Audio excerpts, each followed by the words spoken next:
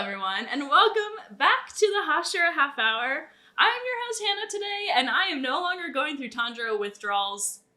Unfortunately, the withdrawals did lead to me buying a plushie and a figure of him yesterday. But that's another story for another day. I'm Hannah, and I'm always joined by Bryan and Emily. What's up? We're sitting just close enough together to ensure we are more than just friends now. For those, I'm just kidding. That came out so wrong. No. Well, this is gonna just remain in the podcast at this point. But it's Bryan. It's been a long week. I'm really out of it and in it at the same time. So that's where we're starting. Just like Muichiro. Look at that, right down to the blue hair. Hi guys, it's Emily. So excited to be here again this week, and I'm coming into this podcast. This is my first watch of the episode we just did, but everybody else has seen it twice, so everything is coming at you live, coming at you fresh. So I'm ready to just dive on in. Yeah, I feel like we just have to throw it out there. I know we get information slightly wrong every once in a while because we usually only watch the episode once and then dive in. So if we do, please don't come for us. We're going off of memory. Not good ones. But what an episode today. Episode 9. We're getting so close to the end of Swordsmith Village already, which is bringing a tear to my eye, but we still got a lot to go through. And episode 9 was titled Miss Hashira Tokito Muichiro. I had to say it with his surname first. But what a fantastic episode. We're just going to dive right in. We get in the heat of battle with Muichiro, and he's slinging some insults. Gen Z or anybody? I mean, I'm the Gen Z of the room, and I can't read or roast people like that. So honestly, props to him. Like, I've got your mom. That's pretty much all I got. And he's out here like, you literally are getting slow. It's not even that I'm underestimating you. It's just that I'm a little bit more capable. And so props to him, man. I can't roast. Honestly, he killed it here. He's like, because nobody likes Gyokko. This is a Gyokko hate account. Yes. And if you are a Gyokko stan account, there's something wrong with you. I'm saying it. But he's getting so mad. He's like getting all heated every single time anything comes out of Muichiro's mouth. And Muichiro is just like stoic, stone-faced. And then he like comes for like the ultimate offense. He's like, you're slowing down. You're too old. You're ugly. And your vase is ugly. And like, that's it. That is like a snapping point. So way to go. Never thought I'd be rooting for the Gen Z blue-haired anime character. Based on where we started. But we've come full circle, and he has lodged himself warmly in my heart. Aww. I feel like we should rewind to what we were saying about him in episode 2 and just be like, what did we say? Pretty sure we hated on him. And now we're like, Muichiro, this is a Muichiro stan account. Look at us. But that, in my opinion, is some signs of some good writing. You know, you have a character that is really not likable, and all of a sudden, you know, they go through this arc in 8 short episodes, really, and now we're Team Muichiro. I think that's something that Demon Slayer does so well. They've done it with Tengen, they did it with Rengoku too, so I just have to say, though, when he pulled the not saying anything, and he was like, I'm sorry, you told me to shut up, was my favorite moment. So savage. Wonderful insults. I have to ask, do you have a favorite insult that he said? I liked when he told him that he was ugly, because it's what I was thinking. Yeah. I forget exactly how he phrased it, but he's like, Gyokko said something like, everything you're saying is so rude and so out of pocket. And he's like, the thing that's rude is your face. Like, or when he said, he was like, you're slow, you're ugly. And I think Muichiro was like, I'm sorry, were you saying that out loud to yourself? Or something like that? So creative. That's literally what I had. I was like, ooh, that's a turnaround right there. He said Uno reverse with those words, quite literally. All hail King Muichiro of the insults. I don't think we've ever seen a Hashira battle quite like that, where it's just slinging those insults. And he's really trying to egg him on. He wants him to get angry. This is 100% him just being like, okay, fight me, like, essentially. So good for him. And then we get into probably one of, if not the most decisive upper rank battle, obviously. Yeah, most decisive upper rank battle that we've had because this was over in a flash. First of all, it was like a few minutes of just beautiful animation as per usual. The mist, the sound design of the mist is so cool. And him moving around, but he pulls out, what form was it? Obscuring clouds. Oh, so cool. And that's where things start to really confuse Gyokko. Of course, Gyokko has shown his final form, to which Muichiro said, "That didn't surprise me." Bro, literally, man looked like he was like, came out of The Little Mermaid. Literally, it looked like half of Ariel. He did. He's like, I want to be where people are. Want to eat some people? Want to eat them all. Make them into a little nice piece of art. Anyways, but like literally he was like, look at my new form. I am great. I'm beautiful. I'm gorgeous. And we should have just stared at him and he was like, all right, here we go. And all of a sudden now he's turning everything into a fish. And I thought it was really interesting as kind of the battle went on because Muichiro was like, who said you were the only one not taking this seriously, my dude? And then the shit popped off. It did pop off. Lots of fish. That scene was in the extended cut of The Little Mermaid. No, but that was like something out of like a Junji Ito story for sure. Really was. Like he's like 10,000, a plague of fish for you. And he's taken on this additional form that is like fish-like, snake-like, very eerie. And there's probably some kind of symbolism there with like he almost reminded me of like a kappa. Kind of. I'm not 100% familiar with all of the lore of the Kappa, but generally I think that they exist like under bridges and stuff like that, and it's supposed to like pull people and like drown them. So, makes sense. Doesn't make it any less creepy, and clearly Muichiro can take it down pretty easily because he slashed all 10,000 fish in like record time. So, even Gyokko was surprised by that. Yeah, I need to backtrack a little bit because I was getting to the end of the fight, but there's a couple moments after that fish attack. And Muichiro makes the face, the menacing, just like smile. And I forget what he said. Do you remember what he said right then? I was so taken aback by his face that I forgot to read the subtitles twice. Same. But it is what it is. And we go from this moment of, oh, the face to yet another quick little flashback backstory of his. We have now officially confirmed that his brother did pass away in that incident with the demon, but Amane and the twins have come to rescue them.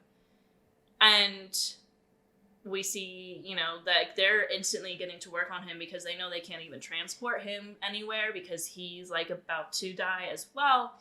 And they're trying to save him, but they've confirmed that Yuichiro is gone. And then something that really got me was when Amane is trying to take their hands apart and Muichiro is kind of fighting it in this state of near death, you know, and her face was just very like solemn and sad, but also like still very determined to save one of them. So just a really incredible moment, very all over the place. This episode had me feeling every single emotion possible, I think. So we're seeing really this beautiful story unfold for Muichiro. It's beautifully sad, but so important to know. And yeah, how did that make you feel? It's like brutal to see some of those final moments. Yeah, there's something again here about the twins, I think. Like that connection that it's like, how do you even possibly go on after losing somebody like that is like literally your other half, if not just you replicated in some way. Yeah. And so like, and how long had he been there that it's like he's that close to death at that point? It's at least a few days, you'd think, maybe longer for the maggots to set in. And there were a lot on Muichiro and he was like rotting, like he was discolored already. So it had been a while, and so he's honestly, his muscles too are probably just kind of locked into that hand-holding position if he hadn't moved at all in like days, weeks, who knows how long it had been. And I think you saw that reflected really like nicely in Lady Amane's face as she's like trying to, but she knows that not only does she need to be super delicate and tender because of like the atrophying muscles that's happening, but also like the cruelty that just exists like in this scene that's in front of her anyway. So hard watch. It's a hard watch, but I'm grateful that they did turn up and that, you know, they weren't put off by all of the insults and that they did have that habit of continuously coming back to the hut and so that they did make it in the nick of time. Yeah, honestly, watching that happen was really tough.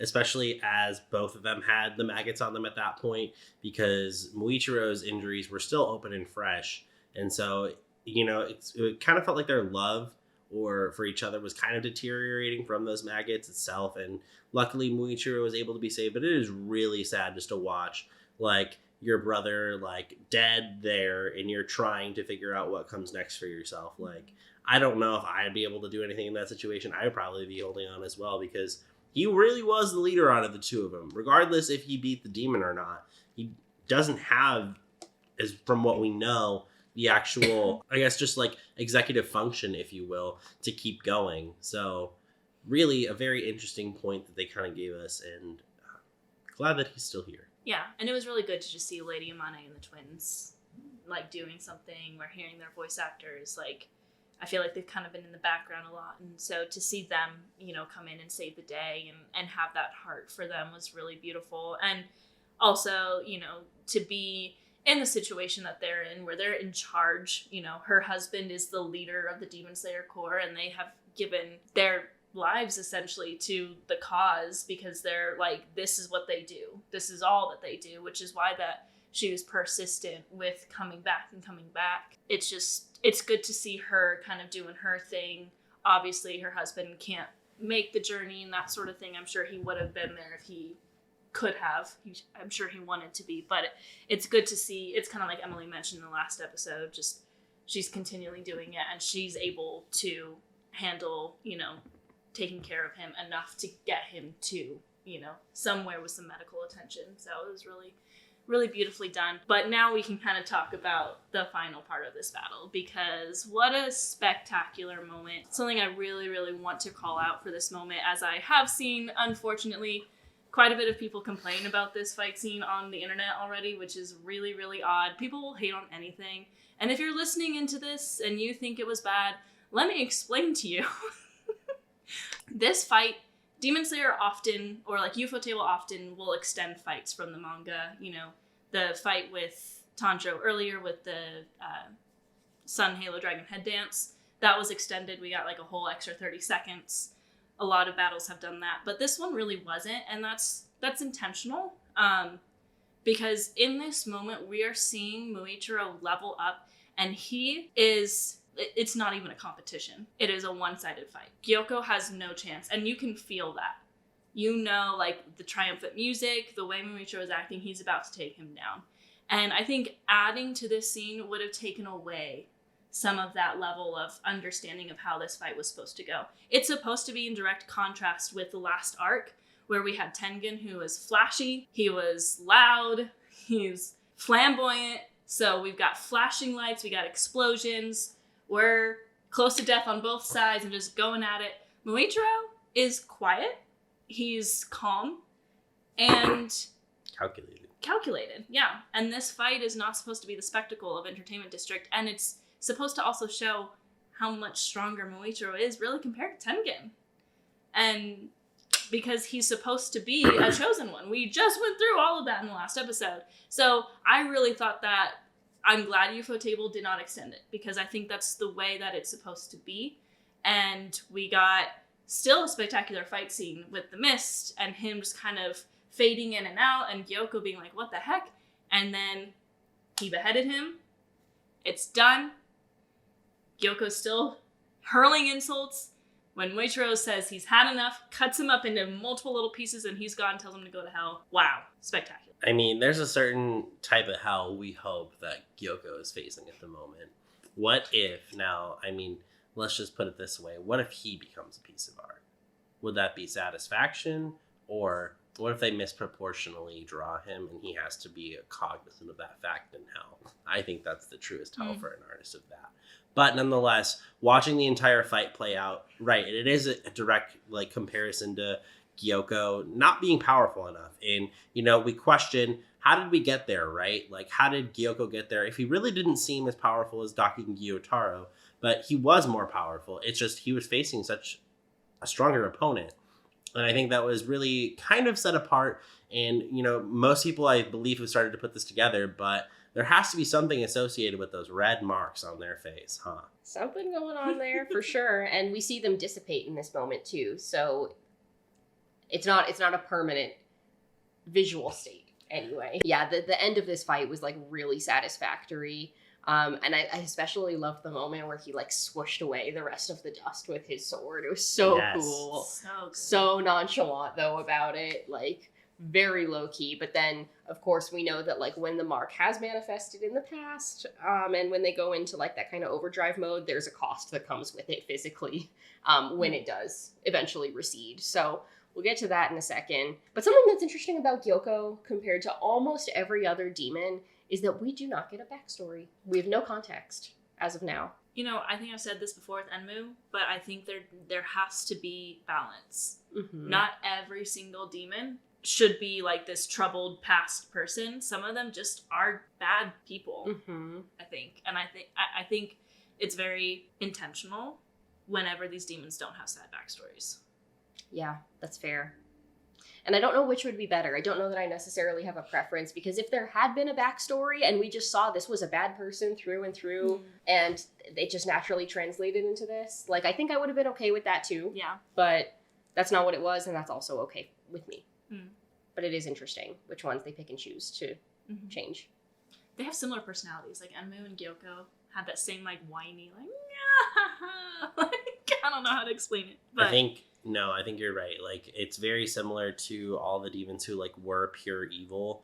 And I think that's kind of the demonstration, is that there are unfortunately times where there is pure evil in the world and there is no other explanation of someone wronged them at one point and now it's vengeance. It's just true horror. Yeah. Mm-hmm. And I think it's important for there to be people like that in the story. Yeah. I think that, like I said, it's balance. It's, if every single demon we were just like crying over after they die, like, that's really good for most of them. But when we have these like little breathers where it's like, okay, that demon was just bad, bye. Right. Like, I like those moments because we've spent a lot of story developing this arc too. So on the characters that we're behind, you know, that we want to see win. So I think there comes a point in time where it's like, all right, this is a good story. This is a good arc to have a demon that maybe, you know what? Bye. Right. Like, we don't need to spend any more time with you. Bye. It's an interesting take. I think that's really, really just good storytelling, honestly. And I know some people will disagree. So he's beheaded. Also, he's the first, I mean, okay, we've only experienced like 3 upper moons now, 4 or 8, you know. But we fought upper 6, we fought upper 5, and we're fighting upper 4. And so far, upper 5 is the only one that actually dies when we behead him. So that was helpful too, because when I watched this the first time, I had some friends with me who haven't read the manga, and they were like, he's not dead, come on! And he was. Which, thank you. Thank you for having at least one of them so far that can do that. I also want to mention, obviously, like, I think it's obvious Muichiro is stronger than Tengen. And the whole squad. I mean, they were all fighting one demon at the time, but they were split into 2, and you had to behead them at the same time. And there is definitely something to be said.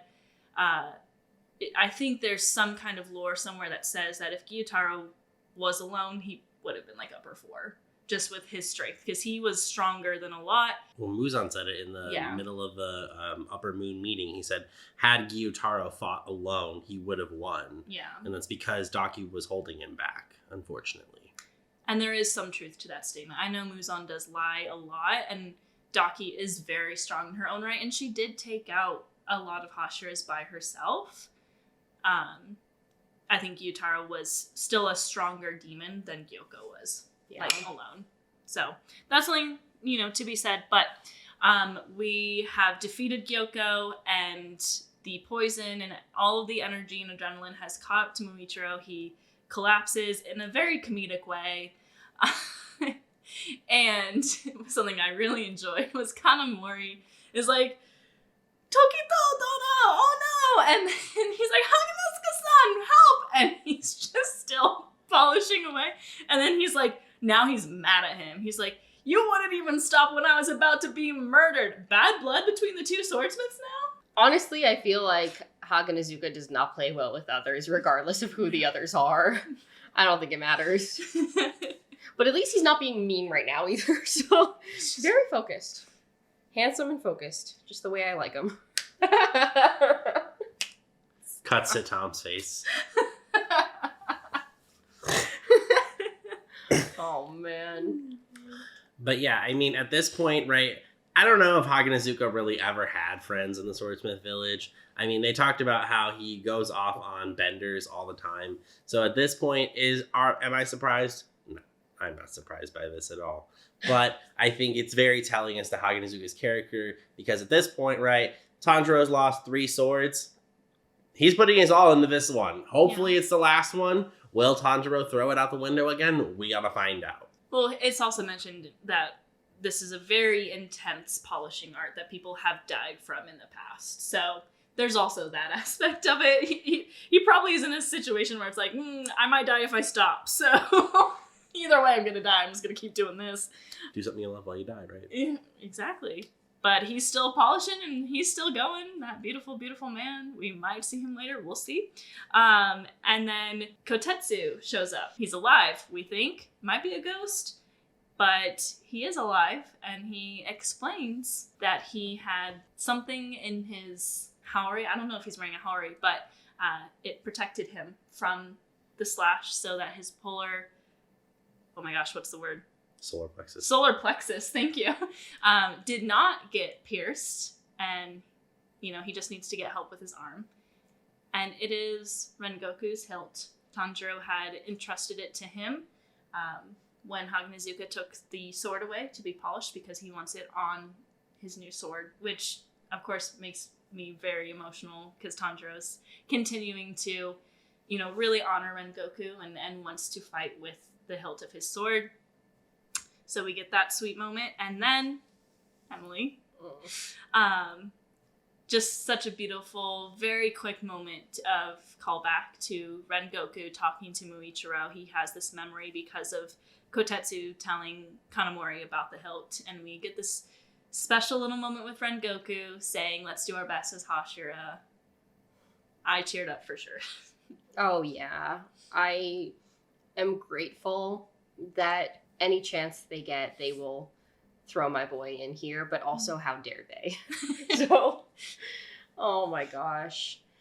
But it just goes to show, and we have said this many, many times, that his death is the catalyst for so many more things because it keeps coming back up in all of these moments, how important and treasured this character was. Maybe not the leader of the Hashira, but definitely an exemplary model of everything that they are supposed to be, and every single one of them knows that. Mm-hmm. So even Muichiro, who is the kind of snotty Gen Z member of the crew, even he tears up at this memory of Rengoku upon seeing this hilt. And how wonderful that the hilt is able to continue to protect people, even when it's not attached to a sword. It's Rengoku is sending something there to help protect them. And it's another little kid, just like his little brother. Right about that same age. My heart. Ooh. Yeah, honestly, seeing Rengoku, personal update, I've never cried during the Mugen Train. And that wasn't until 2 weeks ago when I was having somewhat of an existential crisis in which I realized I was turning 25 soon. And so I was like, wow, I'm really after it right now. I'm spiraling. And then one of my friends was like, but we're going to live life like Rengoku. And human life is so fragile and short. And that's what makes it so beautiful. And I literally rewatched that and I was bawling my eyes out. I was like...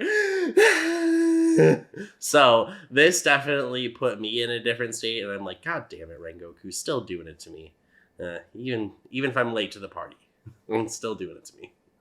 Kokoro moyase. Set your heart ablaze. I think that saying is still so powerful, and I don't think we're done hearing it either. Nope. But just how powerful of a character it is when he can show up for literally 5 seconds and we're all in tears. But he really is a catalyst for the show. His death meant so much to so many of the characters, and that his will is being carried on so many ways. But I think I called this out when we were watching it. I think that's genuinely also Muichiro's first time just crying over losing him, because he hasn't really been able to have those emotions, and he's getting this memory back of him, but he's gone, and it's kind of all hitting him at once as well as he lays there choking on his foam. It's just, it's so beautifully done too, just so powerful. And then we stay with the emotions as we transition now into Muichiro kind of having this moment with his family. His dad is there, his mom is there. We finally see the color of her eyes is like the twins. And then Yuichiro says, "You did great," and he smiles. Seems like all of our human characters so far have really needed a moment like this, or whether their families or like these illusions of their families are welcoming them to the next life or are pushing them back towards where they need to be, which is what's going on in this case and what we've seen with Tanjiro many, many times now. It's like, you did really well, but you have more that needs to be done and people that still need you. So go ahead and go back. Whereas like with Rengoku for a moment, like we got the shot with his mother letting him know that he had also done very well, but that it was time for him to come join her. So either way, a source of comfort, but very bittersweet. One thing I want to call to before we walk away from Muichiro and remember the other fight that's happening in the Swordsmith village. The one thing I do want to say is that if we look back at season 1 and when Giyu beheaded Rui, I do see a little bit of a similarity there where I think Giyu is very cold and to the point. I think Muichiro maybe was having a little bit of fun and maybe got caught up in the moment a little bit. But after he released kind of his inner demon, if you will, it was a very similar beheading to what Giyu did because Giyu walked right at Rui, slashed his sword once, and it was over. And that was very similar because he had the mist, and yes, he used that as a diversion, but eventually he looked him dead in the eye, one swipe, and that head was gone. So maybe he learned something there too. Just an interesting comparison to talk about, but also to transition to us to the other fight. How many times have we seen two demons working together on the same team? We've seen it multiple times now. We've seen it with Susumaru and the eyeball demon. We've seen it with, I believe we would have to assume Enmu and Akaza. Now we have Gyokko and Hantengu and Daki and Gyotaro. What's up with all these duels? That is interesting because Muzan does not like people partnering up very much, or like at least not groups, maybe, because he doesn't want, I imagine, an uprising. Yeah. And it's also interesting that it's all members of the 12 Kizuki, because Rui was like teamed up with a bunch of people too that he's allowing, and there's something to be said about them being, you know, like very, very loyal to him, but also those are your strongest demons that you're letting team up together. Very interesting. Also, interesting that Gyokko is upper 5 and Rui was lower 5. I was just thinking about that when you were saying, like, there were similarities in how, like, Giyu took out Rui and how Muichiro took out Gyokko, and they were both ranked 5. Just lower and upper. Interesting stuff. But it's been a wonderful time with Muichiro. We've gotten lots of time with him. He's been kind of the Hashira of the season, as we don't have much time left in this season.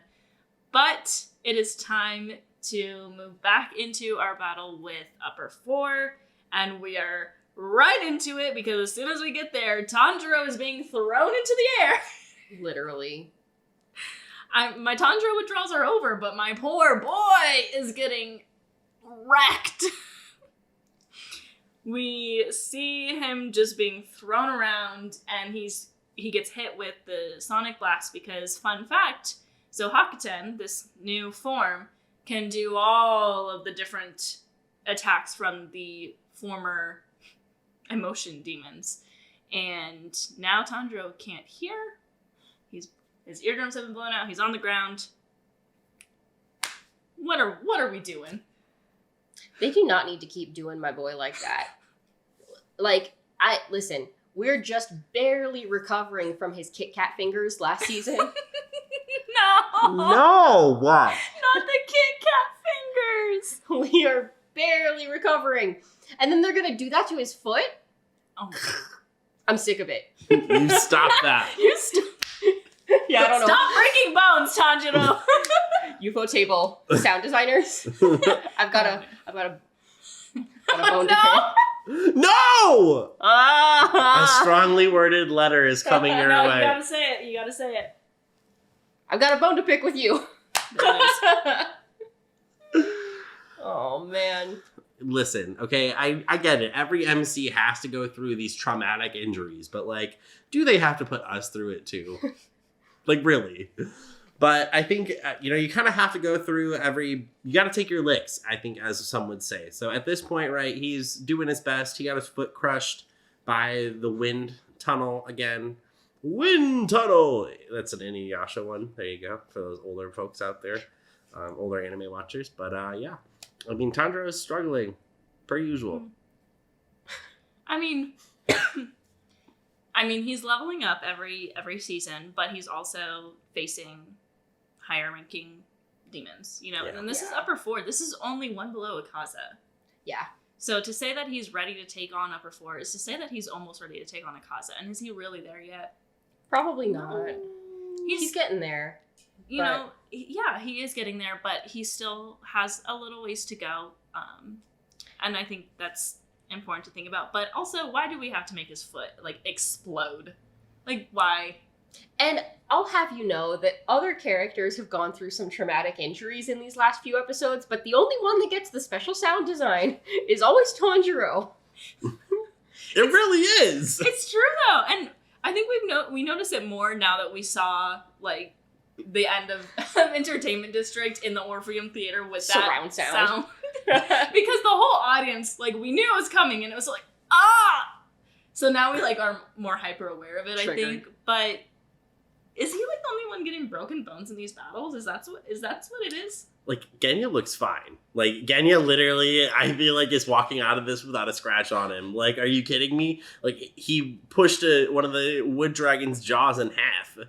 He was Kratos from God of War. And Nezuko, it's Nezuko. She's regenerating. She's fine. Yeah.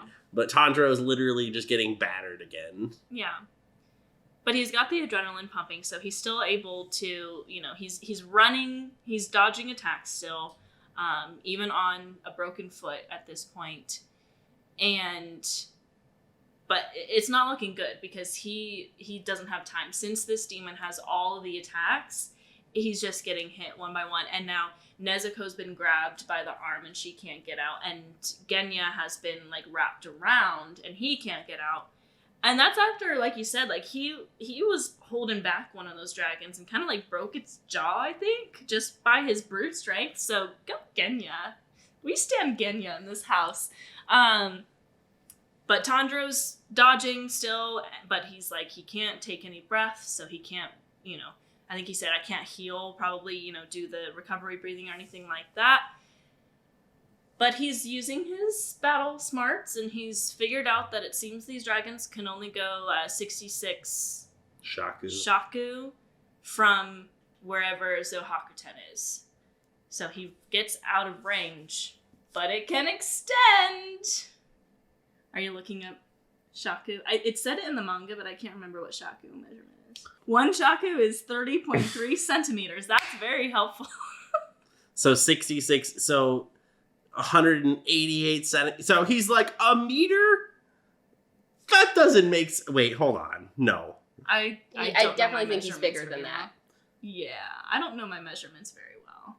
Oh, a kilometer. Okay, that makes more sense. Sorry, we're American. We don't do these measurements. We're a mile? Half a mile? Sure. Yeah, I'm about 4 blocks away from you. Man. That's a big snake tree. But yeah, so now that he's 66 shaku away, now he's able to, get his footing and think. Or so we think, right? And then all of a sudden, we have 8 dragons coming out of each other, and he gets swallowed up. He said, gobble, gobble. I did think that this was going to be a Hercules moment there for a minute, where he's in the mouth of the Hydra, and it's oh, but he's going to surprise us and cut through the neck, and that's not what I got. It's not what I got. Yeah. So we get this scene. He gets swallowed. Shout out to them making Nezuko look absolutely petrified by this situation. And Genya. Genya's shocked. At this point, we've already established Tanjiro's name has gotten around within the Corps. People know who he is. So Genya's already seen and kind of been able to decide that Tanjiro's stronger than him, And in this moment, Nezuko essentially thinks that she's lost her brother, and Genya thinks that Tanjiro has been crushed. And we see this beautiful scene of the moon with the wood dragon kind of like, and Tanjiro is being crushed and he can't get out. He, like, his sword is like here. We're hearing more cracking. I don't think any more bones have been broken though, based off of what happens right after this. All hope seems to be lost. It's the main character though. Is he gonna die? I don't think so. Someone is coming to save the day. And we love. Hold on. First, I'm going to backtrack just a second. Season 1. Both of my favorite characters are getting moonshots, right? Zenitsu got his with the 6-fold thunderclap and flash. And now Mitsuri's rolling up, does a backflip, looking like Sailor motherfucking Moon. Listen, this woman cannot be appreciated enough, okay? She then twirls her way through everyone and says, let me come up and stop these dragons. And she rescues Tanjiro, and she's like, sorry I'm late, I'm here though. And then she sets him down, and it is so cute. Oh, I just love her so much. Also, she looks like Mikasa when she's just like going all around on these wood dragons. Like, her fight shots give me AOT vibes so much. Yeah. It is so cool to get to see any of the Hashira fight for the first time, but I think what stuck with me the most from her entrance, of course we love her bubbly personality and her adorable character design, but we get to really see the sword in action this time, because what happened at the beginning of the season was very fast, and we're like, we need to see some more, we want to see some more of the love breathing and the sword, and I don't think that I was expecting it to have the quality of like a ribbon more than a sword, even though it can still cut like a blade. It was like the movement, and I think the sound of it was what surprised me the most, like how delicate it sounded. Yeah. But you don't want to come in contact with that thing. No, absolutely not. And she's using it in multiple ways. She's using it to slash. She's using it to wrap around and like pull. And so she, first of all, super strong to be able to wrap it around and pull one of these giant wood dragons. And like, as she pushes it, it takes out 2 others. She's causing some destruction already, which was really something that Genya, Nezuko, and Tanjiro were not really able to do. They were kind of being completely washed by this guy. So kind of a reminder of still the difference between Tanjiro and Hashira. And she's glowing. Like, literally glowing. I'm pretty sure they decided to make her look like an angel to save the day. And she gets Tanjiro out of there. She does come in with a moonshot, which I think almost every Slayer has actually gotten one of those shots, which is really, really cool. Just kind of an artistic way that they've brought back into the story. I think Muichiro is probably like the only one who hasn't gotten it. And she rescues Tanjiro, and she's of course talking his ear off, but he cannot hear her because his eardrums were broken, and he's my boy. Straight up deaf right now. Woof. But I really liked this moment because I saw a parallel posted on Twitter, and it was very similar to a moment that we saw in Mugen Train. I'm going to bring up Rengoku again because there were very much some similarities here. And fun fact, if you're listening in and you didn't know, Mitsuri actually trained with Rengoku, and he helped her essentially create love breathing. Love breathing is a offshoot of flame breathing. He trained her in flame breathing, but it didn't really work super well for her, as we've seen different breathing forms that you're trained in not be the greatest for your body. And so love breathing was born. It is her form that she has created as a Hashira. And essentially what it is it's a quote from Rengoku saying, like, we never let the young ones get nipped. We will put our life on the line. And of course, we saw Rengoku, die for Tanjiro, Inosuke, Zenitsu, and Nezuko. And we're seeing Mitsuri, like, kind of say, all right, Tanjiro, get out of here. Like, you're done. I'm going to do this. And Tanjiro's like, this is upper 4. Like, be careful. Like, and of course, he's probably thinking of Rengoku as well, because this is only one below Akaza. But she's going at it, and she's protecting Tanjiro just like Rengoku did. How do you like that? Aww, not the tears. I'm trying not to, but I love her so much. She's so sweet. She just does everything for everyone else and wants everyone else to be happy. Yeah. Like, she literally is like the embodiment of true, just like pretty in pink, friendly, bubbly. Sweet angel. Absolutely. My face. I love her. I love her so much. Very fitting that love breathing would form as like a spin-off of flame breathing. I think that's so cool that there's like flame probably incites a little bit more of like the passion. Love can go a couple of different ways, and so it's just really interesting, but it makes a lot of sense, the two of them. So very selfless, and also the only Hashira that didn't immediately want to kill Tanjiro and Nezuko during that Hashira meeting in season 1. Yes. So, like an innate instinct to not only like both of them, but to protect them. And we're going to get to see that now, which is so cool. Yeah, well, that's what she says to Tanjiro. That he can't hear, of course. But she says, I'm going to go save Genya and Nezuko. You know, amazing instincts, first of all, that she could figure out that he had been swallowed in that one. I'm assuming maybe she just saw it happen from afar. But just some really spectacular moments with her. Like, I feel like I can't say it enough. Just the way she's jumping around and flipping and doing some splits. And so cool to see her flexible abilities come to life, because we as manga readers know that that's her fighting style. She's very flexible. That's how she's able to use this whip-like sword. And it reminds me of like a rhythmic gymnast. Yes. With the ribbons of just like bending and twisting. And it's like you got pointed toes, and it's just so beautiful to watch. It's just like eye candy. Absolutely.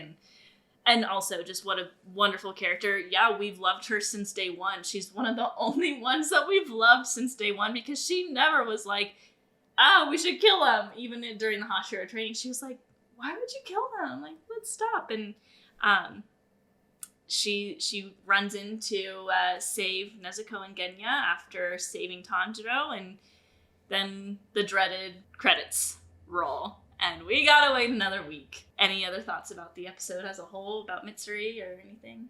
I mean, I have always had thoughts about Mitsuri, but I'm so glad that we're gonna see the next episode, which we'll talk about in a second. So cool. Well, let's go ahead and transition into our favorite moments. I will go first. I loved everything about this episode, but as we know, I was going through some huge Tanjiro withdrawal, so I'm happy to see him back in this way. I mean, he's kind of going through it right now, but side note about me, I told him about this on our drive back from LA. I really like it when my favorite characters go through the ringer. It's kind of a problem. So as hard as it is for me to watch Tanjiro get whacked and whatever and broke into pieces, I'm just glad we have him back and kind of enjoying watching him go through the ringer. Aww. I'll transition out of that and just say Mitsuri's entrance. Not to steal Bryan's, I'm sure, but I just love the way they animated it and how beautiful she looks. Her soundtrack is chef's kiss, and I cannot wait for next episode, because we're going to get a lot of... I mean, Hannah already said it. My favorite moment was every moment Mitsuri was on screen. Like, that is literally all that can be said for me, besides watching her just literally what feels like tumble her way through this fight and really just like make such a grand entrance and do it so like what feels like gracefully. It does give me very much so Shinobu vibes, is like the two women who are in the Demon Slayer Corps. They have such like elegance while having such like fierce and ferociousness inside them. Like, if you think about it, like, Shinobu was never like giving malintent or like maliciousness when she was fighting with her season 1 demons, but now you see Mitsuri in the same light, who's like not like coming after them out of rage, but coming after them with like a pure heart. It's just so sweet. I love her. I have to, of course, shout out my boy. I love any time I get to see Rengoku, because it's very, very little time that we get, despite the enormous impact that he has on the entire story. So any screen time at all, even though it's like literally 5.5 seconds here, I will take it. But because it is so short, I will give a secondary answer as well. And I loved Muichiro coming in and out of the mist during his fight scene. It was so cool. The mist animation is just stunning. So, you know, shout out again to UFO Table and the animators, because I also wasn't sure, and Hannah even called out the sound of the mist earlier, which was really cool too, because it's got that like water-like quality, but it almost sounded like voices too, which was so cool. It kind of reminds me of, like, the shows in Disneyland.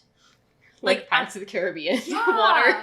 Yeah. Like, not like, it's not the machine part. It's just, like, just the sound of mist just kind of being around, and it's very, like, magical feeling.